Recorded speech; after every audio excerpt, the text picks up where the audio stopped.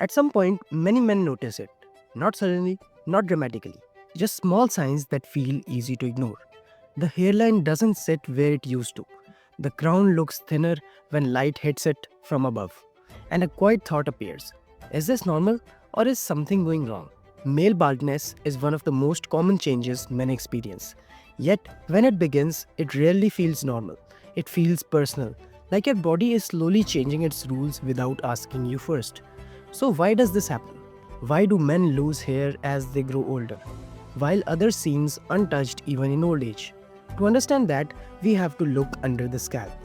Most people think hair loss is random, that hair just starts falling out one day and never comes back. But that's not how it works. Male baldness follows a pattern, a very specific one. Hair usually thins at the temples of the crown first, rarely on the sides, rarely on the back. Over time, this creates the familiar shape seen in so many men across cultures and history. That pattern exists for a reason. Different parts of your scalp are programmed differently. The hair follicles on the top of your head don't behave the same way as the ones on the side. They respond to chemistry in very different ways. And that chemistry is the real key to baldness. Many people blame age, but age itself isn't the cause. The real driver is hormones. More specifically, a hormone made from testosterone called DHT. Testosterone plays a huge role in male development. It helps build muscle, deepen the voice, and shape many male traits. But when testosterone converts into DHT, it has another effect, one that some hair follicles don't like. In certain men, DHT attaches itself to hair follicles on the scalp and slowly weakens them. Not overnight, not dramatically, but gradually over years. Each hair grows a little thinner, a little shorter, and a little lighter, until one day it barely grows at all. So baldness isn't about having too much testosterone. It's about how sensitive your hair follicles are to DHT, which raises an important question. Why are some men sensitive to it while others aren't? The answer is genetics. Your genes decide how your hair follicles react to DHT. Some men inherit follicles that barely respond to it. Others inherit follicles that are extremely sensitive. That's why baldness often runs in families, but not always in obvious ways. You might see a bald father and a son with thick hair, or brothers with completely different hairlines. There isn't one single baldness gene. It's a combination of many genetic factors working together. Genetics doesn't guarantee baldness, it only loads the dice. Hair doesn't grow endlessly, it grows in cycles. First, there's a growth phase where hair actively grows, then a resting phase, then a shedding phase, and after that, the cycle repeats. In a healthy scalp, this cycle can repeat for years. But in male pattern baldness, DHT shortens the growth phase. Each new cycle produces weaker hair than the last. Eventually, the follicle becomes so small that it can no longer produce visible hair. And here's something most people don't realize.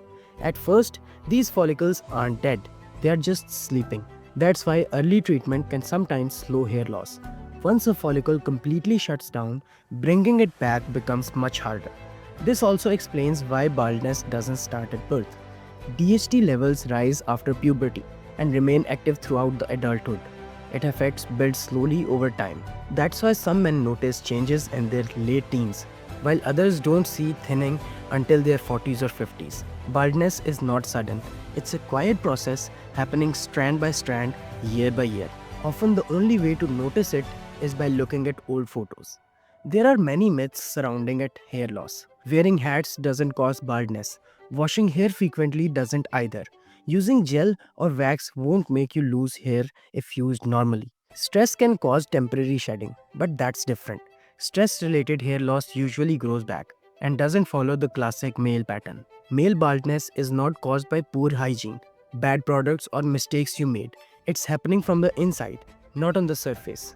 Have you ever noticed something interesting? Even men with severe baldness often have thick hair on the sides and back of their heads. That's because those follicles are resistant to DHT. They don't shrink the same way.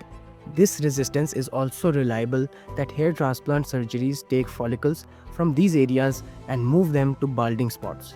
Once transplanted, they usually keep growing because they keep their original resistance. This contrast between sensitive and resistant follicles is what shapes male baldness. So the next time you notice a few extra hairs in the sink, or a changing hairline in the mirror, remember this: nothing is going wrong. Your body isn't failing. It's simply following a design written long before you ever noticed it. Understanding these small changes helps us stop fearing them. This is making things simpler, where we take everyday questions and make them easier to understand. If this video helped you see things a little more clearly, hit like, subscribe, and stay with us as we keep making simple things simpler.